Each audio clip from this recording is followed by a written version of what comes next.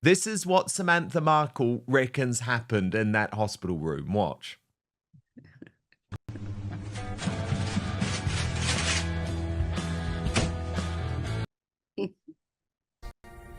Look at your life, Meghan needs a Scrooge. Breaking today, Meghan Markle's desperate cut price Christmas and bizarre new movie deal announcement as the real royals gather for their private Christmas without disgraceful Andrew or Harry to ruin the party. But of course, because it was this lovely day for the royal clan, and actually this was the first time that William and Catherine had been at Charles's lunch at Buckingham Palace for a good few years, good couple of years, I think, Meghan just knew that she had to crash the party. But the way that she is able to crash the party, P. Diner, is now becoming, our YouTube sensation who joins me now, is becoming increasingly desperate. So there were two things that she did. Firstly, trying to claim that her jam broke the internet. It most certainly didn't. What this is actually about is the fact that she needs money. And as the Royal News Network said, it seems like some panic is setting in as Meghan is starting to rely on rather preposterous claims in order to sell her wares. Apparently, according to the food connoisseurs from fashion magazine Elle, her orange marmalade is the jam that broke the internet. It's not. Meghan just can't stock correctly and oversold the initial batch, which she's now offering for free with a $70 plus order. And why are we still talking about jam? Meghan, you sell spread. Orange marmalade is technically a spread that acts like jam, but the rest are all spread. It's crazy that people buy a product from a woman who can't even properly identify what she's selling. And then just as the royal pictures started to drop, Meghan decided to PR her latest failed move in Hollywood. This one, particularly bizarre, an announcement given to the Hollywood Trade Press magazine Deadline that Tracy Oliver is adapting the Wedding Date novel by Jasmine Guillory for Netflix, and that Prince Harry and Meghan Markle are among the producers for Archewell. Now, the Wedding Date sees a chance elevator encounter on the part of a career-driven political strategist lead to posing as a stranger's wedding date. While the strategist had stopped believing in romance, she discovers that love has a way of showing up when you least expect it. So, absolutely no reason for Harry and Meghan to be involved in this. Harry and Meghan, who, by the way, have never produced a successful film, never produced a successful adaptation of a book, and I don't think help get anything on air, as the track record over their 4-year Netflix deal proves. But Pete Diner, to me, this very much looked like another desperate paid PR move. Let's try and look like we're successful, even though we haven't received this invite to the big royal Christmas lunch, attended, of course, and this is what they're going to struggle with, by Catherine, William, and their children, the first time in a long time. And that's going to hurt Harry. You know it's hurting him. Yeah.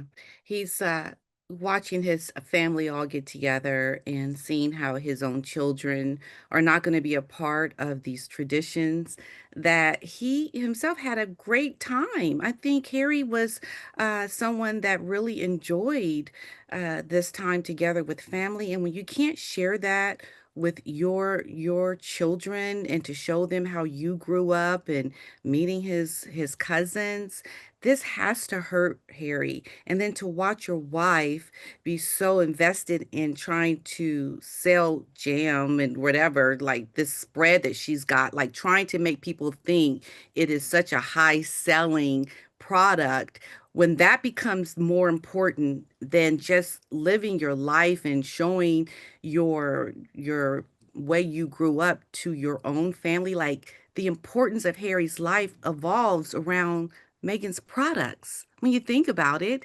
that is what is important to Meghan. She doesn't have relations with her own family. Harry doesn't now as well.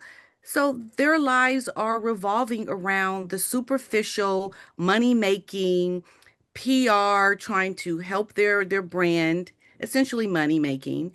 And it's not about what is really important at this time and the values you're trying to instill in your own children and being with loved ones and reminiscing on your life when you were younger, Harry, passing that on to your own children. That is what is important to Harry. But now we can see he can only watch it from afar, and his children will never have this experience. It must really cut to him deeply seeing these photos, watching what is happening, and his family's missing out on it. It can't be good for him, I don't think. And of course, P. Dina, they really want to make us all feel sorry for them for not receiving an invite after all of these lies over the past few weeks that the contact with Charles is back on and they're chatting. And indeed, the King's team have just dismissed all of it now as laughable. I was reporting that it was totally laughable because what the royal family could not forgive, P. Dina, was the fact that Charles did agree to that face-to-face meeting, and then immediately Harry and Meghan decided to blast every single detail from it, much of it exaggerated, by the way, much of it designed to look as if Charles is much more fond of his son and daughter-in-law than he really is after their despicable behaviour from the past few years. And now they just look stupid, right? Because Charles's team are like, what? No, they ain't speaking. This is laughable. Yeah, I think it's just something that really reinforces why you have to keep your distance, why you can't have an association with this couple, because Meghan is going to always be the one to just throw out lies, try to make up things, try to interject her narrative into your narrative. It just is something that you can't move forward. Harry can't even get his life to a place that gives him some kind of almost comfort or to validate him. He is a lost soul with everything. And Meghan is just swirling around doing what she does best. And it just must be for the royals. They're probably so happy to be so far away from Meghan and what she is doing because just look at the damage she's doing, not even being in the UK, right? This woman cannot be trusted. She is a nightmare. And they're just moving on with their lives as best they can, right? Seeing these articles. I mean, what can you do? What can you do, Dan? I mean, it's just terrible what she does. Well, it really is. And P. Dina, the gloves are off now between Samantha Markle and Meghan. I mean, I think there was a period, well, I know there was a period of hope from the Markle family that Meghan was actually going to do the right thing and be decent. And they wanted to have the path clear for a reconciliation with their father. Not that they believed that in the end it would actually help him because they know what a twisted human being Meghan is, but because they knew that it was his dying wish. But after the way that Meghan has treated her dad this week, as I say, it's no wonder that Samantha and Thomas Jr. just say, no, no, no, no. Hell no. You know, the gloves are now off because, of course, not only did Meghan insist on secretly filming her father in that hospital in the Philippines, which, by the way, as far as I'm aware, Samantha Markle and Thomas Markle Jr. did not give their approval to. Not only that, the letter was then delivered and it was a really despicable takedown. It wasn't any type of closure or anything positive. It was an attack on Thomas Markle, who had just lost his leg. So as I say, Samantha Markle has had enough. She says, this is the moral of the story. And she's been busy on AI, V. Dina, and I think you will be very amused. This is what Samantha Markle reckons happened in that hospital room. Watch.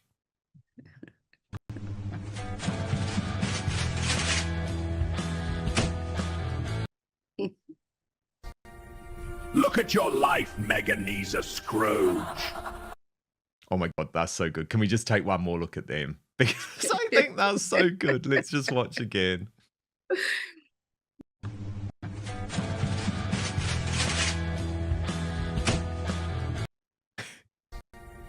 Look at your life, Meganeza Scrooge. God, it's amazing what you can do on the internet right now, but quite extraordinary when you think that's Meghan's own sister and her take on the events of what happened in hospital with her father. And by the way, before anyone tries to say that there are any issues between Samantha and her father, there are not, P. Dina. She has been in constant contact with her father this week. She's very excited about his future. She's heartened that he's getting stronger. She just can't be there because of her own illness and the fact that she's in a wheelchair. And actually, she's doing everything possible to get her father back to America, something that Meghan could obviously make happen just like that if she had any plans to. Absolutely. Yeah, I just love Samantha's humor. I think it's like what you have to do. It's just so tragic, everything that has happened with the family. And even the fact that, well, they say Megan has written a very harsh letter to her father. I think what's happening here is Megan is fighting with her siblings, and she's using her father as a pawn to get back at the siblings because she really just does not like them, and she is really abusing, I believe, her father because she's trying to harm her half siblings. That's what I believe. Megan is in a position now where her father really is trying to let bygones be bygones. And you have to ask yourself the question, why is Megan not forgiving her father? Why is she not trying to at least do the right thing before the whole world? I mean, it's not like all this is happening behind closed doors. And I think Megan is just in a position right now where she's just trying to win a fight. She's just trying to show that she is someone that can do what she wants to do and get by her father if she has to, bypass the siblings and their wishes and desires because she knows that her father still has a soft spot for her. And she will continue to abuse him as long as he wants to, unfortunately, still see her. I think it's just, you know how you or children in general, they're meanest usually to the people that love them the most. That's what we have here. Megan's father still wants to see Megan. He still wants to have a relationship with her. And Megan is just abusing him because, she's just trying to get back at her siblings. And Thomas is trying to just forgive. Let's forgive and forget. And Megan is just not trying to do that. It's really sad because history will not forget her or forgive her for what she has done to her father. No one will Absolutely forgive her. not. And now, P. Dina, we are receiving briefing and counter briefing too about how Prince Harry and Meghan Markle are currently feeling about the UK. Certainly, I think what I can read into their paid PR strategy is at the very least, they want there to be talk about this. They want there to be some hype around the fact, oh, are they coming back? Are they not coming back? It's certainly something they're not dampening down. And indeed, the new reporting from the Daily Express is that Meghan would return to the UK for a Netflix TV special, P. Dina, if the money is right. But then at the same time, other sources briefing to Rob Shooter that she's made it very clear that she's done with the United Kingdom, security or not. Yet those same royal sources, P. Dina, telling Rob Shooter that Harry does want to set up a rival court to Prince William in the UK. One source telling him he's been playing the long game. Harry wants legitimacy. He wants to operate in the UK on his own terms, meetings, charitable work, high-level engagements without being treated like a guest in his own country. This isn't just about security, it's about creating a separate royal ecosystem. He's building a court and he's doing it carefully.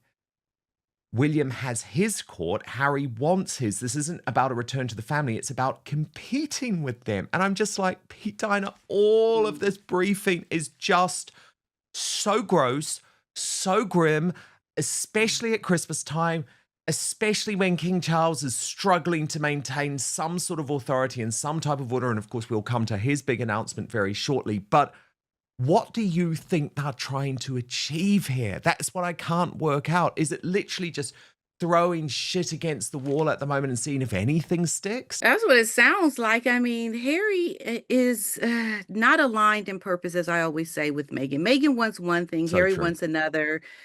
What do you do? I mean, I think they're just trying to figure it out as they go. I don't understand. None of it makes sense. It just, I mean, how do you think you're going to try to set up some kind of royal court competition with the future king? I mean, look, you're the spare. You're always going to be the spare. Get over it. What? Like, what you going to do? It doesn't make sense, Dan. It just, I think, speaks to what is happening behind closed doors. There is chaos within this marriage. There is no alignment of purpose and goals and even raising these children. This couple is so lost and in a conundrum that they will never get out together. The only way that they can ever get out of what is happening is if Meghan and Harry split their ways and Harry goes and does what he wants to do and she does what she wants to do. But trying to do it together as a married couple that's supposed to be happy, this is what you get. You get this kind of chaos in the press, in the world. So it's a validation for us what's going on with this couple and their marriage. That's what this is. That's why it doesn't make sense. But then, P. Diner, you do have that big announcement from Charles, which is that he's not in remission from cancer. The reporting that I have done on this is that the cancer is incurable. However, he's obviously had the best treatment. He has been a dream patient, apart from the fact, of course, he hasn't just stayed in bed, but he was never going to do that. You know, he's king. He was never going to do that. But he has significantly cut down his public duties and he has significantly changed his lifestyle. And for the first time, P. Diner, the prognosis is looking more positive than it was, to the point where during the Stand Up to Cancer event on Channel 4 last week, he was able to announce that in 2026, he would be reducing his cancer treatment. So all of a sudden, there's a attempt to try and, I guess, claim back authority. But for Harry and Meghan, they view this as an opportunity to spend more time trying to weasel their way back. Will it work, or do you think Charles is finally putting his foot down here and reclaiming control? Well, I think that there might be some conniving going on with the king and Harry. I really want to say that Harry seems like he is in cahoots almost, or trying to be in cahoots with his father. And I mean, we saw the photo, right, of Harry and Meghan at Camilla's At when she had her Camilla's, charity yes. event, right? Like there's something happening. I can't quite put my finger on it, but I think there could be something going on behind the scenes that is starting to poke out a little bit. I don't know essentially what it is just yet, but it looks like there is something that is brewing in the background with the royals. Yeah, to me, that's what it feels like. So I don't know. It's hard to pinpoint right now, but it will be revealed in time, as it always is. You know, we will find out. And P. Diner, wasn't it lovely to see Lady Louise, the daughter of Prince Edward and Sophie, the Duchess of Edinburgh, prove that she ain't one of these royal divas? She's not like her cousin Harry. She's not even like Beatrice or Eugenie. There she is on a train in the United Kingdom, unable to get a seat. She didn't use her royal status to demand she get upgraded or anything like that. Rather, she spent the entire journey on the floor. And if you look closely there, P. Diner, you can even see, just like so many university students, her laptop is a little bit punched up. Do you see that black line? You know, she's got that thing where Yeah. the screen's a little bit damaged. And look, this was of all of the grandchildren, this was the one who was closest to Prince Philip and really close to the late Queen as well, because Sophie, the Duchess of Edinburgh, in the final years of the Queen's life was such a strength and stay to the monarch. And I thought, there's something of the Queen here, because Not many royals would act that way. But for Lady Louise, she is genuinely down to earth. And it does just show you, if you just act normal, people love Right. you and you don't get trouble. And how is she any different to Harry, actually, in terms of security? She's got no security. She's on the floor of a train and she's Right. fine. Yeah, and she's, not controversial. I mean, Harry has just put himself out there where he's, stirred up a lot of animosity towards him because of the things he has done. But you just look at Lady Louise and how, she's a young girl who wants, I'm sure, to feel very normal, act normal, get on with her life, do the things that are important for her, and just get on with it. Exactly. Harry has created more problems for himself than necessary. This is why he is making such a big deal about his security. But look, there is an example right here with Lady Louise. You can get on, life can be just fine.